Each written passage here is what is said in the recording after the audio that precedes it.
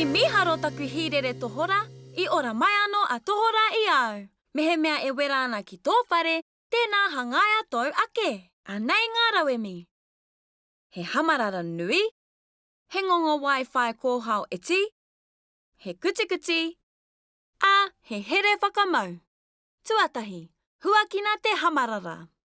A, here a te ngongo wai ki te tapa o te hamarara mā ngā here whakamau.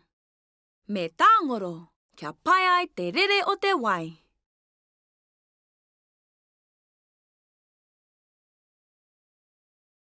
Waiho te hamarara ki te wāhi papatahi, a tā mautia. Hei whakatepe ake, tūhonongia te ngongo, a tukuna te wai kia rere. Whakaatu mai aumahia waha e hoa mā.